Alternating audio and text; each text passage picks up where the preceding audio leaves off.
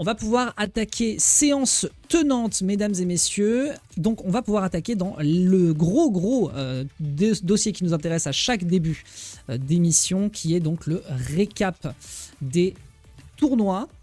Donc on va pouvoir attaquer sur le récap des tournois, mesdames et messieurs. Je veux vérifier un tout petit peu. Donc du coup, le texte était un tout petit peu trop long, donc je me dépêche de changer ça.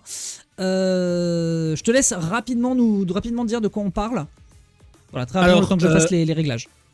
Chaque semaine, évidemment, on va avoir du gros qui se fait autour de 2XKO, surtout en week-end. On en parle principalement grâce au First Impact qu'on vient d'expliquer tout à l'heure, mais aussi des petits événements communautaires et surtout des événements en ligne où on a des têtes de série qui se débrouillent très bien là-dessus et dont on en parle. Surtout, on va en parler un petit peu plus en détail, des gens qui viennent d'autres scènes de jeux de combat et qui se mettent extrêmement fort à 2XKO. Pareil, ça promet, et puis on va en parler et décortiquer un petit peu tout ça. Exactement. Donc ouais, là l'idée, c'est bon, le texte est OP, je crois que c'est vraiment au pixel près. Je vais faire un tout petit... Ouais. Je vais marquer le... S, G, R, O, S. Non, mais je sais ce que je vais faire. Hop. Voilà, normalement ça devrait être OK. Voilà, super. Sachant que G, R, O, S. Avec un S, avec un S, pas avec un Q, parce que le Q, c'est pas le sujet de notre c'est pas notre sujet. Donc oui, concentrons-nous un petit peu, mesdames et messieurs. Donc oui, on a du très lourd à vous présenter sur cette semaine, parce qu'on n'a pas moins, comme vous le voyez, donc 5 énormes tournois. Alors sachant qu'on en a que 3 qui sont importants, notamment pour le First Impact, parce que c'est principalement notre grille de lecture pour ces parties de recap. Évidemment, on en a d'autres qui peuvent valoir le coup, et c'est pour ça qu'on veut s'y attarder. Moi, le premier, mesdames et messieurs, que je vais avoir en tête à vous présenter ici, ça va être évidemment les tournois de TNS qui sont ultra actifs. Il n'y a pas d'autre mot, les gars sont beaucoup trop chauds. Et ils nous ont donc proposé un tournoi qui se déroulait le vendredi, si je ne dis pas de bêtises, c'était le 24 au soir. Et les gars donc sont méga présents, ils proposent énormément de compétitions. Ce sont des gars qui nous viennent des US, si je ne dis pas de bêtises. Très rapidement, Tampa Never Sleep, on en a rapidement parlé la semaine dernière, mais si tu peux faire en quelques mots. Ouais, c'est la scène de Floride de base. Ils en font un petit peu leur propre VG Bootcamp, et qui est non seulement ils vont faire leur propre tournoi online, mais en plus ils vont se déplacer dans des tournois offline pour pouvoir les restreamer derrière. Ils sont extrêmement actifs de base sur Marvel vs Capcom, c'est leur scène principale. Ils y sont encore toujours, mais de l'autre côté ils font plein de jeux et ils mettent en avant plein de communautés. Par exemple, ils ont mis Token en avant quand il était sorti en bêta, et évidemment ils mettent le paquet sur 2XKO. Ça fait totalement sens. Bah oui, si jamais c'était du tag, très logique. Donc voilà, Tampa Never Sleep, on rappelle qu'ils font partie d'ailleurs du circuit de First Impact.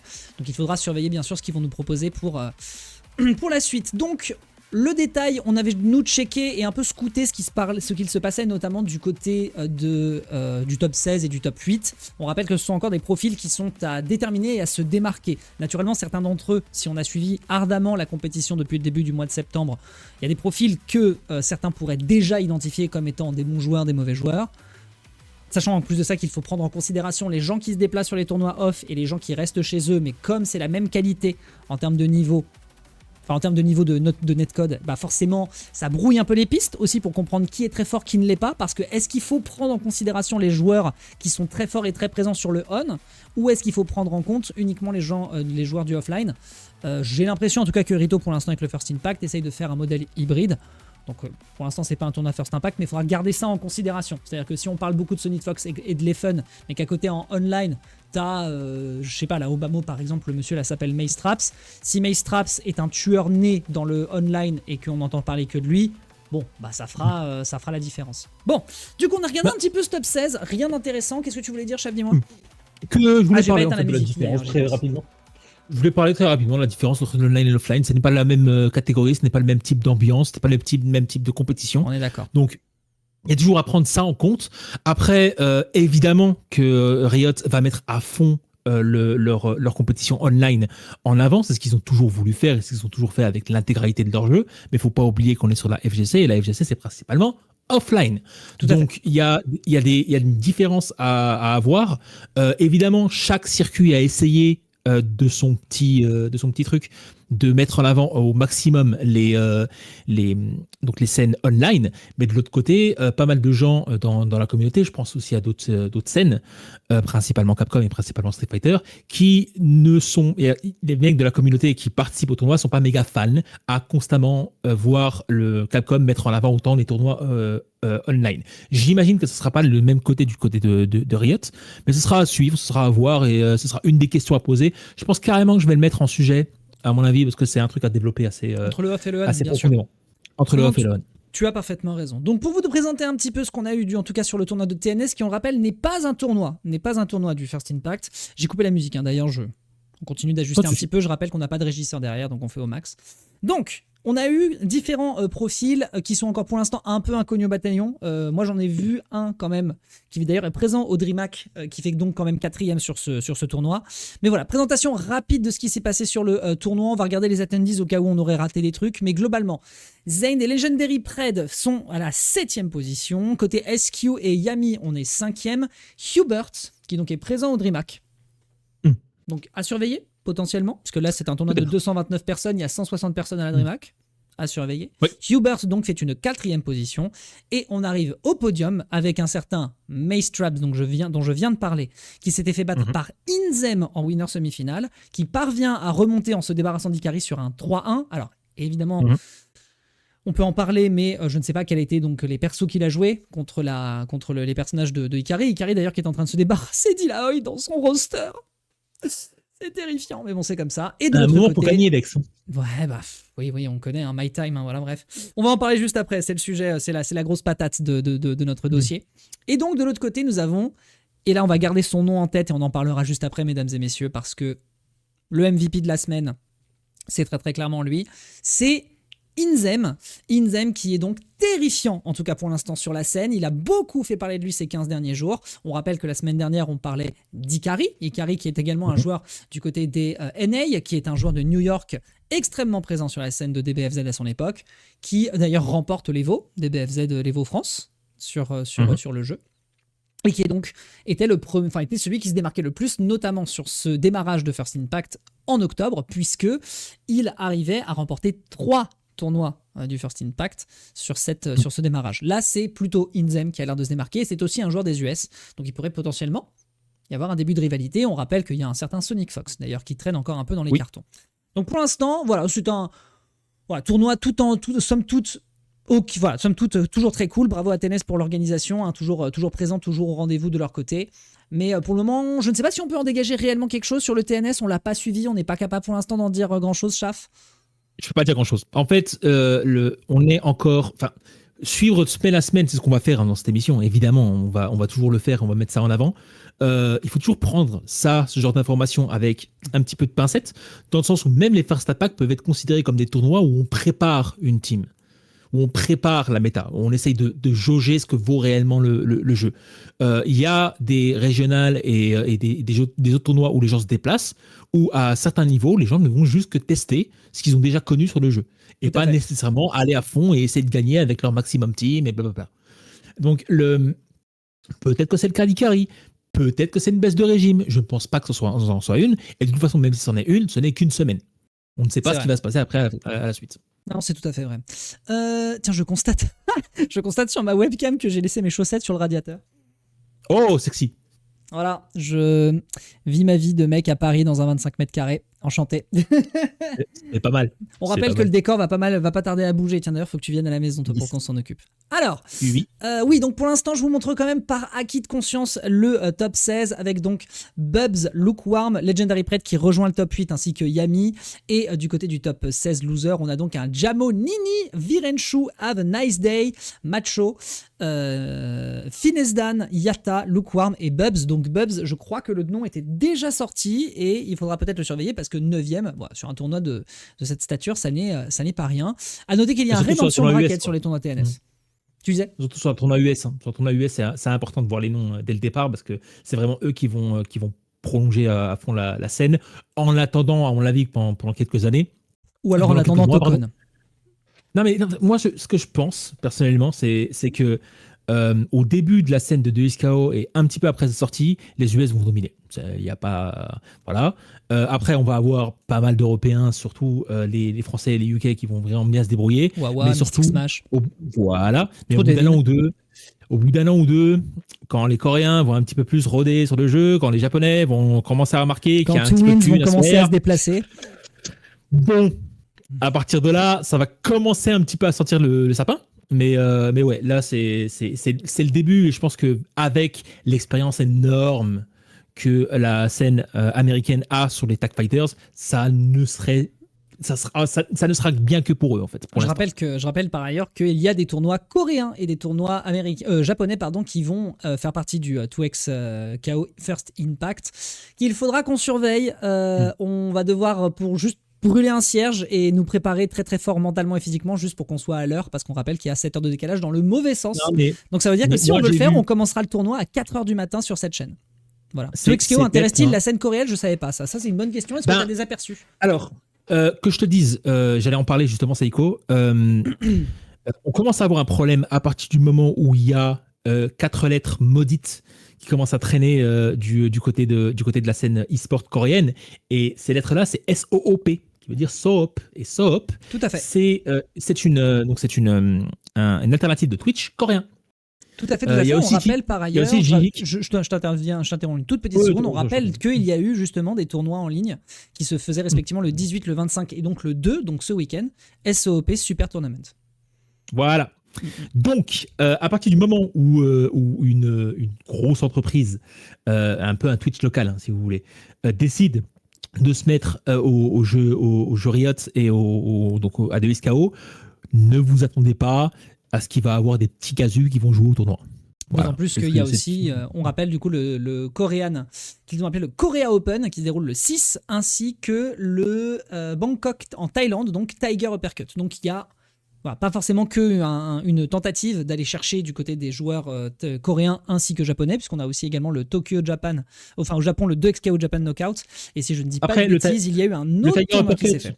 Le Tiger Uppercut est juste un gros tournoi d'Asie du Sud. Tout le monde en Asie du Sud se déplace au Tiger Uppercut. Donc ça revient au même que l'Evo France ou le mix-up en France. Et c'est plus des scènes européennes qu'autre chose. Là, c'est pareil.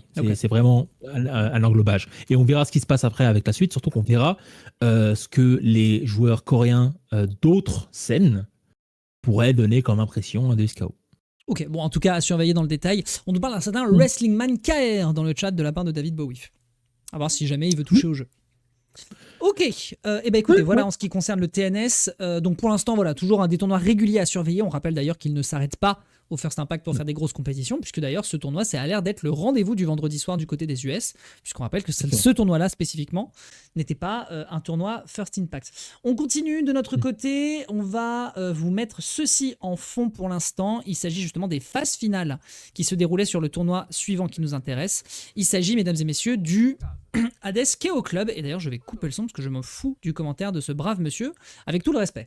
Donc le Hades Club KO, je vais vous en parler en très vif et si vous n'avez pas besoin d'avoir l'aperçu, je vais me le mettre de côté. On a eu un top 8. Un top 8 également de haute facture et on revoit par ailleurs le nom d'un certain Beowulf qui, si je ne dis pas de bêtises, on l'a vu justement sur le TNS, si je ne dis pas de bêtises, il faudrait revérifier, mais je crois qu'il était sur des TNS précédemment. Et il s'agit voilà, donc d'un tournoi First Impact cette fois-ci. Alors Hades Club KO, ce sont des tournois qui sont organisés par des gens qui nous viennent des LATAM, les Latin Américains. Et ils nous ont proposé, en tout cas sur ce tournoi, l'édition top 8 avec 80 participants quasiment, il faudrait que je revérifie. Non, 217 participants parce que c'était du online. Avec donc à la 7e position un certain Beowulf et Zenitsu. Donc là vous êtes en train de regarder Beowulf dans son match qui lui permettra de se qualifier pour le top 8, puisque le top 8 n'a pas été recast par ce monsieur, pour une raison qui m'échappe, mais en tout cas c'est ce qui s'est passé. Et donc Zenitsu, également Guizera et Murilo BDS qui finiront à la 5e position. Un duo qui finira 4e avec le patronyme Tomichi 31 et Yosep.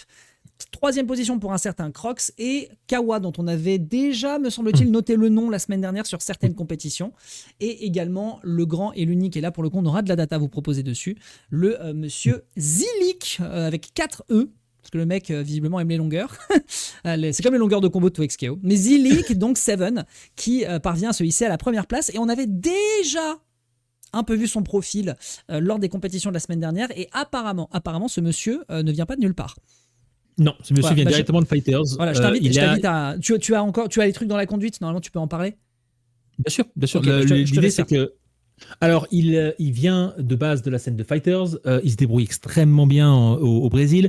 Petite chose à ajouter sur la scène latino-américa. Il y a une distinction quand même à faire. Alors, peut-être pas en online, même si l'online commence à se construire un petit peu plus. Mais il y a une distinction à faire entre les hispaniques et le Brésil. Le Brésil est vraiment séparé. Dans le reste, ils ne jouent pas, par exemple, au même jeu. Le Brésil ne va pas spécialement être trop coffeur, alors que les hispaniques, si. Donc, il y a des différences en fait à avoir, et c'est quand même intéressant de voir les deux scènes en train de se clash. Surtout, qu'on a donc des têtes de série au top 16 qui se sont très très bien débrouillés, dont un certain Clem Blue River, le Chilien. Tout à fait. L'ancien champion de l'Evo sur Marvel vs Capcom 3 en 2015, qui était très très très très fort. Et ce gars-là joue à tout ce qui touche. Tout ce qui bouge. Oui, on a regardé, on a fait l'historique parce que normalement on va parler de ce monsieur un peu plus tard. Le mec vraiment est partout. Genre il participe à l'Evo, il fait au moins minimum 3 jeux et d'ailleurs il était à l'Evo France où il a fait aussi plusieurs jeux. Exactement. Et c'est un globetrotter, il se déplace partout. Il est extrêmement connu aussi dans les scènes japonaises parce qu'il s'est beaucoup déplacé là-bas. Bah, ouais. C'est un peu le profil toi de joueur de combat que tu kiffes. C'est vraiment le mec. Le mec est fasciné de jeux de combat, il se déplace partout, il joue partout. Il est pas bon, mais il kiffe et ça se voit, ça se sent. Ah bah, non mais Globetrotter joue à tout, moi c'est tout ce que je veux. Moi, je suis bien là. Donc ça c'est un tournoi donc online donc qui est remporté par Zilliq qui pour le moment a l'air de truster en tout cas les top 8 de compétition sur lesquelles il se présente mais sans réussir à se démarquer en dehors de cette compétition précise. Tournoi qui d'ailleurs malgré son caractère de First Impact donc avec on rappelle de la part de Cash Prize de la part de Rito a été boudé de la part de la plupart des compétiteurs pour la simple et bonne raison que s'il y avait 5 tournois ce week-end, vous vous doutez bien que personne ne pouvait se permettre de faire tous les tournois en même temps, à moins de être méga précis dans ses brackets et de réussir à gérer, surtout quand tu rajoutes le tournoi State and Reset qui se déroulait donc déjà chez nous avec le décalage horaire, plus ce tournoi-là dans le même intervalle, je pense que ça pouvait être un petit peu compliqué pour certains compétiteurs. Oui, puis après, ce qui donne une ouverture donc à Zilliq. Oui, enfin les Théo peuvent s'arranger en disant bon, je vais prendre ça pendant que toi tu prends ça, etc. C'est ce qui s'est plus ou moins passé dans certains tournois, mais c'est pas réellement tout le temps le cas, quoi. Je me permets d'ailleurs de regarder très rapidement ce qu'a fait la Harry parce que j'ai vu du coin de l'œil qu'elle nous faisait peut-être ce que je craignais justement en termes de compétition. Attendez, je revérifie ce qu'elle nous fait ici. Parce que justement, il faut qu'on en parle un petit peu des quelques soucis qu'il y a du côté d'Harry sur le compétitif. Ok, launcher, prolongation. Non, elle le met tout de suite en limit strike. Et ensuite, elle balance la Luciole. Et voilà, ce truc-là est techniquement un option select. Il faudra qu'on en reparle en détail juste après, mais ce truc-là est aussi fort que ce que peut faire Echo. Et justement, dans l'équilibrage, on en parlera précédemment, mais apparemment, ce fait d'être posé comme ça, avec dans un premier temps le 3S2, qu'elle va choper en ouverture juste après ou avant. C'est ça. Quand elle le projette dans les airs ici, qu'elle va lui faire du coup le 3S2 pour ensuite balancer le faucheur into le S2 classique, et ben ce truc-là ensuite en limit strike est techniquement un OS. Et c'est pour ça que Harry remonte dans les tier lists. Mais bon, voilà, je m'égare, on en parlera juste ensuite. Donc un tournoi pour l'instant qui s'est fait discret, malgré son caractère de tournoi First Impact. Alors discret, 217 participants quand même, on va pas non plus cracher dans la soupe. Petite acquis de conscience sur le top 8, on pourra noter donc la présence de, dans les perdants du winner, Beewolf, Kawa, Sixu et Tomichit 31 Yosef qui vont donc se qualifier. Et ensuite, Nicolas Golden, Kane Blue River. Donc c'est lui dont tu parlais juste avant, qui est du coup ce globetrotter du Chili. Ghost 004 et ensuite Kyuki, Psyxu, Maxis Vanitas et Mister Panda dont vous êtes actuellement en train de regarder le match qui va donc perdre contre Beewolf. Voilà un petit peu pour l'essentiel sur le tournoi Hades KO qui a l'air de pour l'instant être un tournoi qui a eu un soutien, mais discret en tout cas parmi les plus gros profils qu'on peut nous connaître. Et c'est peut-être justement l'occasion pour des gens, des Latino-Américains qui ont vraiment joué ici sur ce tournoi qui leur importait, de peut-être commencer à se démarquer, parce que c'est vrai que pour l'instant, on parle surtout des gros morceaux d'Europe et des gros morceaux US. On n'a pas encore trop parlé des Japonais. On rappelle que Two Wins, pour l'instant, on l'attend de pied ferme. Voilà. On verra. Le duo japonais, on l'attend de pied ferme. Moi, si j'étais un compétiteur, même peu importe la région, en fait, je reste dans ma région pour la simple et bonne raison que la connexion est mieux. C'est tout ça. Oui, donc, tu as raison. D'ailleurs, on a déterminé que malgré un excellent netcode, les Two Wins n'ont pas pu participer aux Hustle Games de eBay parce que malgré le fait de vouloir les amener, la connexion entre la France et le Japon, il y a trop d'interférences, il y a trop de gens connectés qui font interférence entre temps, et même de l'autre côté, il faut retraverser un océan. C'est très très complexe de prendre des gens de l'autre bout du globe. Non, mais inviter des Japonais qui restent au Japon pour un tournoi online en Europe, c'est une fausse bonne idée. Tout à fait. Donc gardez en tête Zilliq 7, on a l'occasion peut-être de le revoir plus tard, et on pense aussi naturellement donc à Blue River qui quand même fait une 13e place, ce qui est pas dégueulasse pour un gars voilà, fasciné de jeux de combat. En général. Restons un petit peu donc sur le suivant. Donc voilà, là vous avez eu un petit aperçu de ce dont sont capables ici les joueurs du KO. Et ben on va pouvoir regarder ce que font les joueurs du First Attack, mesdames et messieurs. Le tournoi First Attack qui est l'autre tournoi qui nous intéresse. Et là, on va vous montrer, si je ne dis pas de bêtises, la grande finale. Grande finale entre un profil qui intéresse Chaf, puisque c'est un très très gros bonnet. Et je vais m'occuper de vous récupérer rapidos. Le Start GG. Donnez-moi juste un instant, le temps de. Je l'ai en tête, hein, si tu veux faire que mon je taf. cite. T'inquiète. Enfin, je l'ai juste devant moi. Donc, Voilà, exactement. Donc, petit aperçu du top 8, mesdames et messieurs. Je te laisse faire la parole, mon brave Chaf, pour cette section. Alors, on va commencer avec les 7e ex-aequo, avec donc Crocon et Sabito. Suivi juste derrière de Flux, gros joueur de Marvel, et Twizy qui s'est très très bien débrouillé aussi dans pas mal de jeux, surtout les Mortal Kombat. On a juste après Apu, en 4e position. Tout à fait. Voilà. Le mec, quand ils vendent pas de la bouffe à Homer Simpson, il joue à ToXKO. Cliché. Et après on a notre Alark qui est arrivé 3e, qui a toujours une team Yasuo derrière. Et le plus intéressant reste à venir, à savoir Jonathan Tenney, qui se débrouille aussi très très bien. Tu connais pas le perso, le en face de. Tu ne connais pas Jonathan Tenney? Je vois pas qui c'est. D'accord. C'est simplement pour être sûr de ça.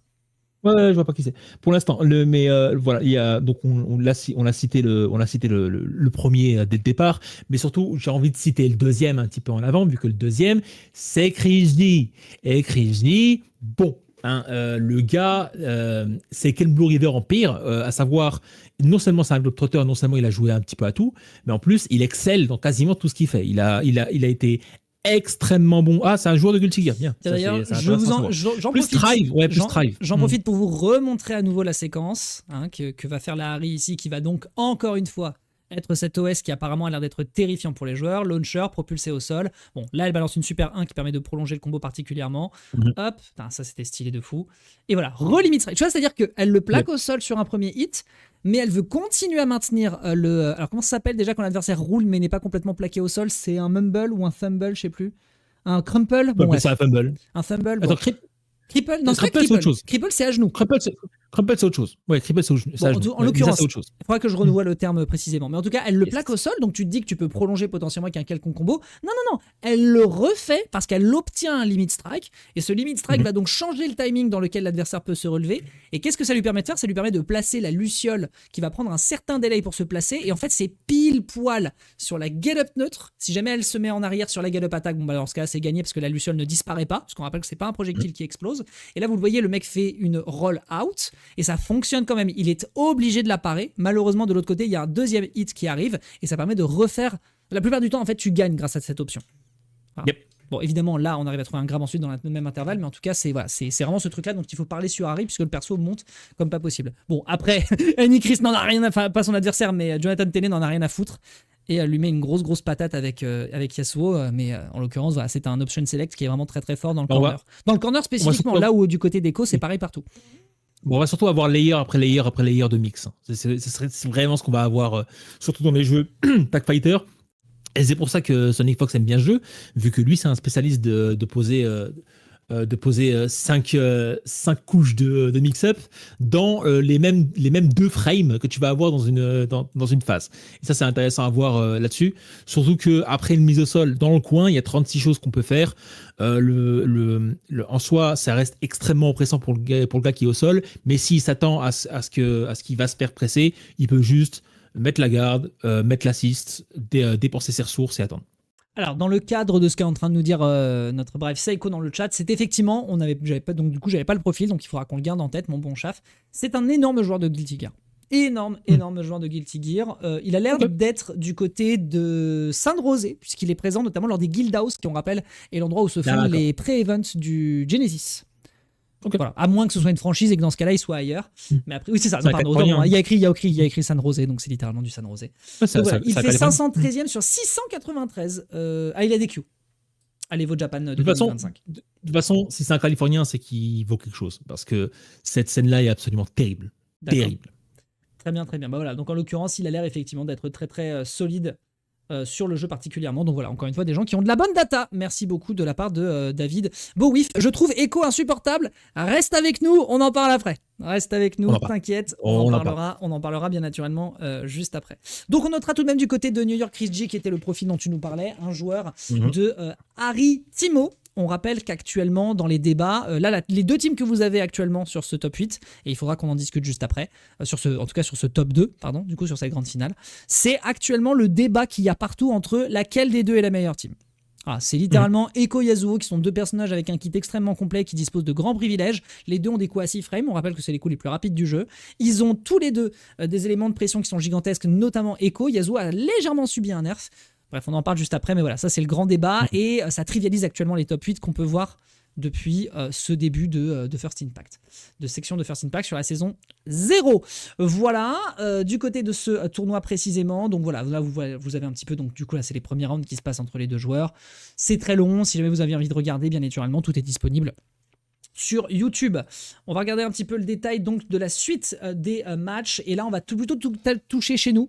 Côté France, on va aller taper sur le set and reset, mesdames et messieurs. On va aller taper du côté du set and reset. Donc le set and reset, c'est évidemment le tournoi qui est fait de côté de, si je ne dis pas de bêtises, franco-britannique, Riversal GG. Donc n'hésitez évidemment pas à aller checker ce qu'ils font. On rappelle qu'ils font un set and reset qui n'est pas First Impact, mais en compétition classique tous les mercredis. On rappelle qu'ils font également du Tekken, du Guilty Gear et du Street Fighter 6. Donc voilà, donc ça c'est vraiment de chez nous, quoi. C'est vraiment les bros, etc.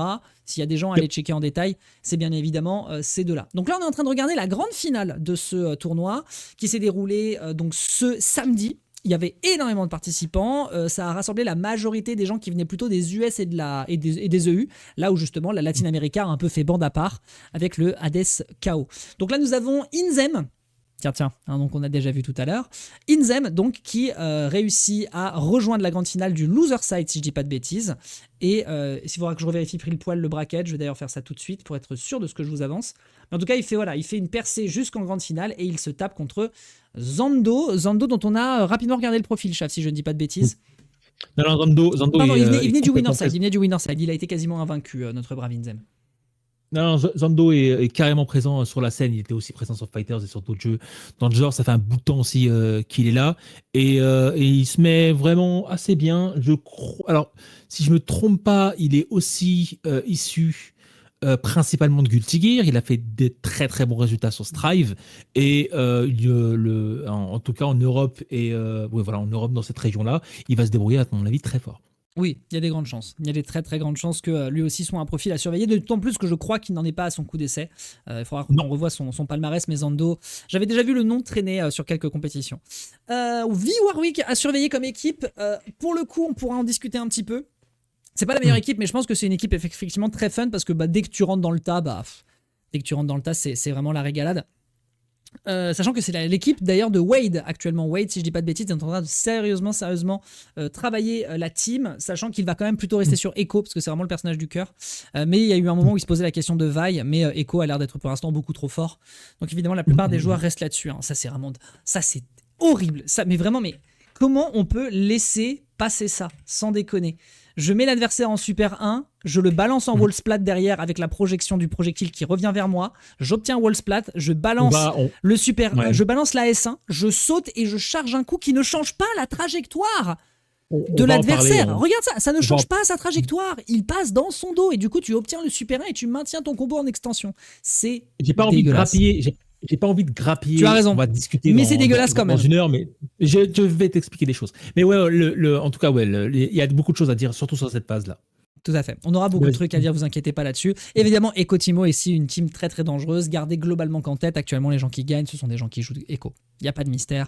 Voilà, on regardera ça un peu en détail. Donc oui, là pour le coup, on est vraiment à la maison, les copains, bien évidemment, puisque nous avons des gens qu'on connaît, à l'exception du 7ème, que je ne connais pas du coup, Asleep Among Amanitas. Inconnu au bataillon, pour le coup, je ne sais pas si c'est un changement de pseudo.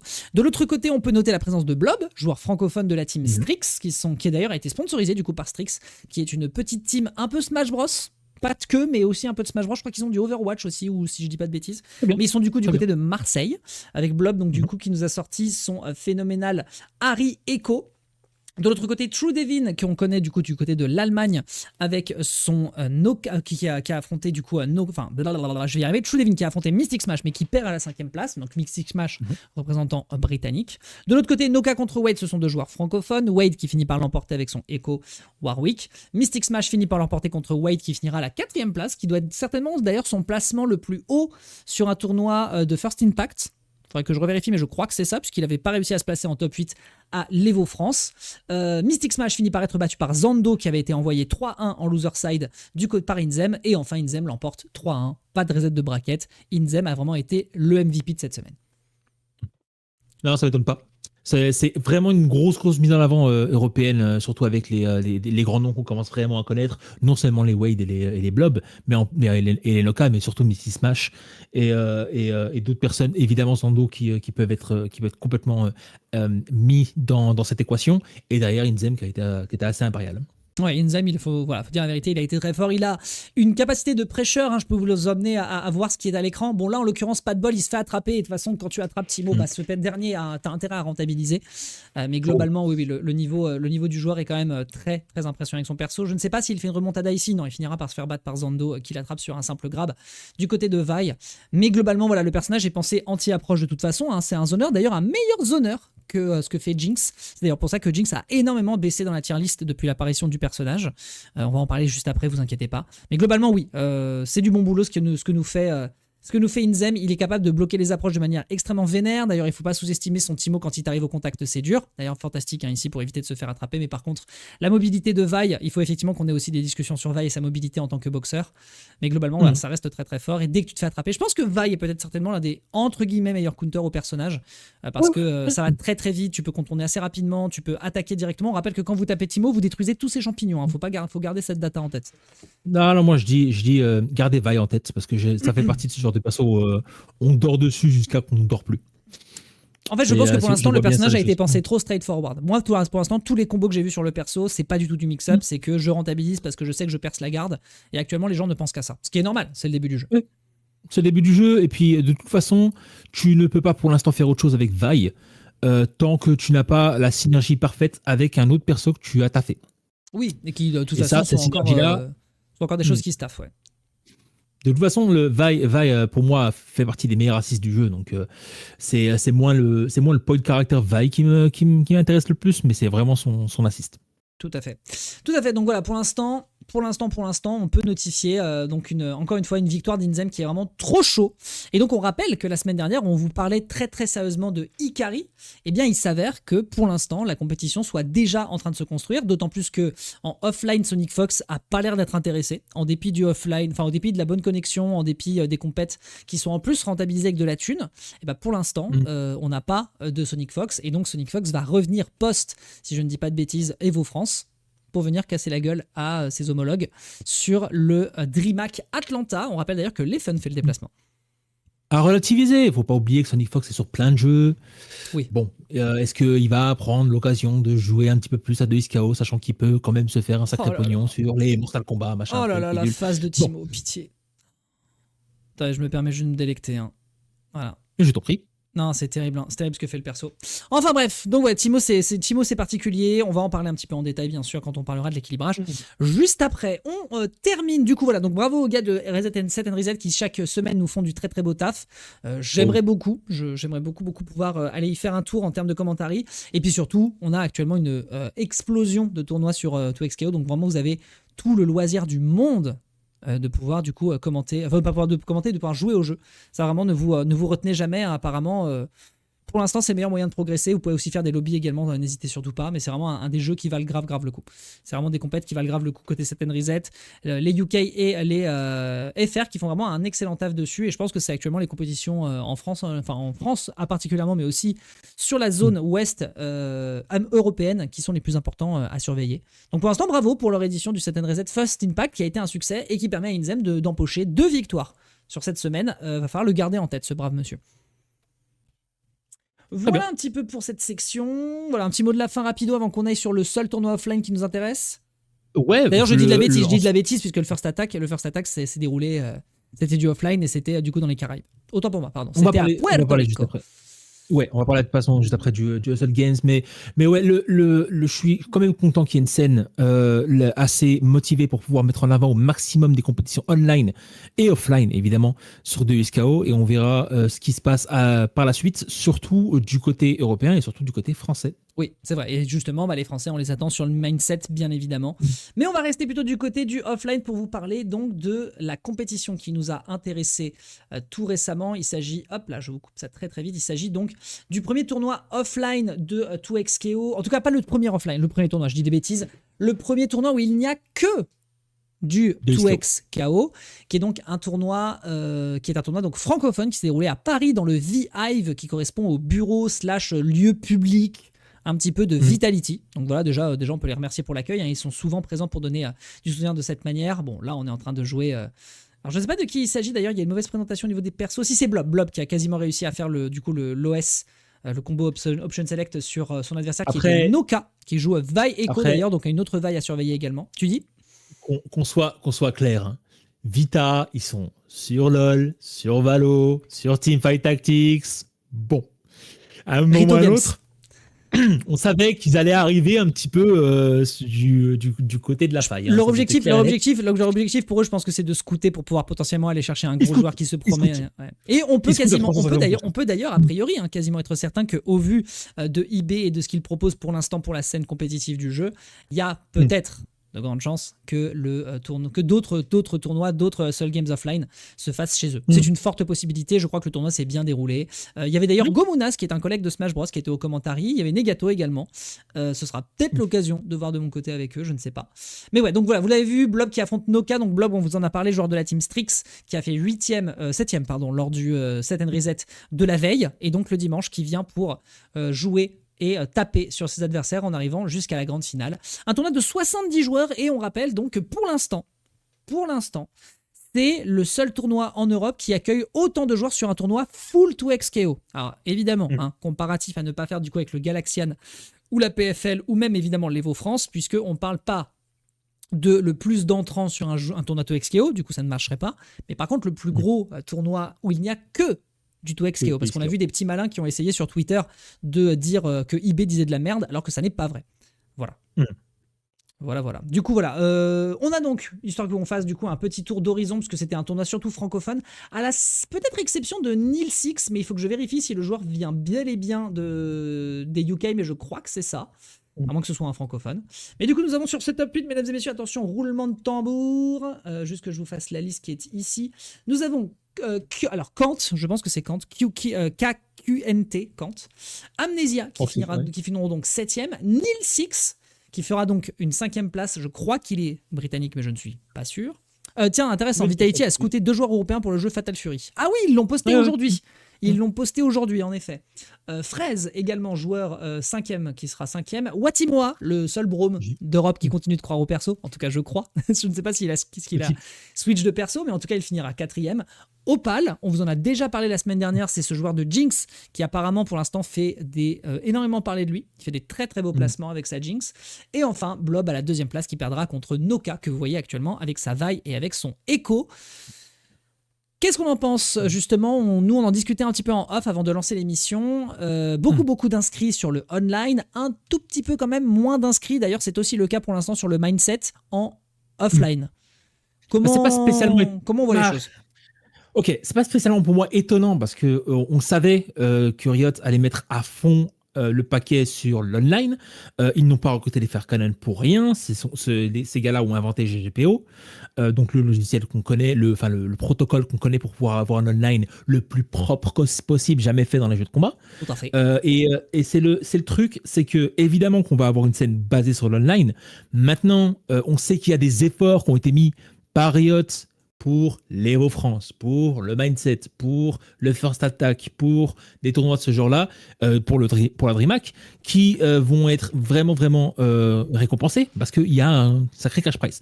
Donc, faut pas oublier aussi les récompenses pour les duos et ce genre d'initiative qui est mis à fond du côté de Riot pour mettre les choses bien au clair. Les scènes online sur les nouveaux jeux qui viennent d'arriver et surtout plein de joueurs qui ont la volonté de devenir pro, la volonté de jouer compète, c'est pas étonnant. Hein. C'était déjà le cas, surtout sur les scènes américaines, c'était déjà le cas pour Mortal Kombat, c'était déjà le cas pour pas mal d'autres jeux. On va vraiment voir en avance que de Iskao, mais à fond en avant, à savoir le free-to-play, le côté accessible un petit peu partout. Mais je ne doute pas une seule seconde que l'offline va reprendre derrière, surtout pas après le début potentiel en 2026, voire 2027, hein, ils peuvent attendre, d'un circuit. Tout à fait, tout à fait. Pour l'instant, intéressant ce que tu dis, parce que pour le moment, on est à moitié dans l'eau. On n'est pas encore totalement certain de est-ce qu'on va avoir l'occasion de manger en étant en indépendant. Est-ce qu'il va falloir forcément d'une manière ou d'une autre se rattacher à ce que propose Riot Games en matière de circuit compétitif. On rappelle que pour l'instant, les gens de League of Legends et surtout les gens de Valorant, qui avaient beaucoup d'espoir, puisque le jeu est sorti quand même assez tardivement par rapport à League of Legends, sont encore en train de se ronger les ongles, parce qu'ils ne savent pas, ils ne savaient pas pendant très longtemps s'il va y avoir une récupération du circuit par Riot, et ça a été le cas. Valorant là, a été récupéré. Après, les circuits des jeux de tir, c'est un peu différent, ils savent comment ça fonctionne, ils le savent. La scène grassroots FGC, c'est beaucoup plus complexe. Beaucoup plus complexe pour réussir à se déterminer, pour réussir à se démarquer par rapport à un éditeur. Donc on verra bien. On rappelle que l'Evo existe indépendamment du Capcom Pro Tour. Bon, alors actuellement, le Capcom Pro Tour est dans la sauce, certes, mais toujours est-il que ça arrive à exister à part. Et l'Evo est toujours un succès en dehors du Capcom Pro Tour, sachant qu'il en est une étape, naturellement, mais il est également indépendant par rapport au eSports World Cup. Et ça, pour le coup, voilà. Exactement. Le sujet de l'Arabie Saoudite est aussi un sujet qu'on pourrait aborder pendant des heures, mais pour l'instant, il ne concerne pas tout XKO. Moi, j'en ai en venir parce que je pense que vu les accords énormes qu'il y a entre Riot et j'ai pas dit l'Arabie Saoudite, je dis principalement le WC, donc ESL et le WC, ça ne m'étonnera absolument pas qu'on ait donc ce qu'on a eu avec Stormgate ou avec des jeux qui n'étaient techniquement pas partie du line-up de l'EWC, mais qui était quand même présent. Et qui avait quand même des petits tournois et des showcases faits avec des gros joueurs. Et vu le déplacement de absolument tout le monde à Riyad pour ce genre de déplacement, pour ce genre d'événement, je veux dire, ça ne m'étonnerait absolument pas qu'on ait un petit showcase de XKO d'ici juin 2026, pardon. Il y a une grande possibilité. Enfin, en tout cas, on l'attend de pied ferme. On verra le détail. Pour l'instant, je suis pas capable, moi, de me déterminer sur le sujet. On rappelle évidemment que les conditions, politiquement, les conditions de l'Arabie Saoudite, etc., c'est discutable. Pour revenir un petit peu au cœur du sujet que j'avais évoqué juste avant, la grande question, c'est est-ce qu'on est suffisamment en capacité de proposer des tournois offline qui vont surpasser le on à déterminer. On rappelle que ça a été la grande interrogation du côté de Tekken, du côté de Street Fighter, enfin voilà, tous les jeux à rollback netcode, c'est discutable. La grande question, c'est est-ce que les joueurs qui sont à l'aise en étant chez eux, sachant qu'on est en train de parler à une culture Riot Games, donc certainement qu'on a quand même quelques joueurs qui viennent de League of Legends, et le problème qu'on a, c'est que ce sont des gens qui sont habitués à jouer chez eux. Tu as très peu d'endroits dans lesquels il y a des compétitions qui se font de League of Legends en tournoi ouvert. C'est souvent des équipes qui s'inscrivent, et dans ce cas-là, c'est un peu différent en matière de sélection, en matière de team tier 2, tier 3 qui essayent de se démarquer sur des compétitions un peu locales. Donc à déterminer. Et justement, il y a un autre détail, et là je pense qu'on va pouvoir partir maintenant qu'on en a terminé, mesdames et messieurs, je pense qu'on en a fini. Voilà, on a terminé vis-à-vis de la compétition. Pour moi personnellement, je pense que c'est un succès pour l'instant. On en parlait déjà du succès du jeu. Là, pour l'instant, on a des compétitions qui se font partout. On a carrément les Latino-Américains qui sont capables de se démarquer sur le jeu. On a les EU qui sont très présents, les US également. On rappelle qu'il y a eu le DIY la semaine dernière. Cette semaine, ce sera le DreamHack qu'on va a priori vous supporter en matière de restream. Peut-être pas pour les poules ce soir, puisque techniquement ils sont en train de commencer pendant qu'on vous fait l'émission. On aurait dû faire l'émission mercredi. Mais globalement, gardez en tête que pour l'instant c'est florissant, c'est le meilleur moment pour pouvoir justement vous investir. Naturellement, il n'y a pas que la compétition qui existe. Vous pouvez aussi jouer avec vos potes en session et tout pour apprendre et vous perfectionner. Mais globalement, pour l'instant, c'est ce qui se fait de plus en plus, notamment de la part des pros.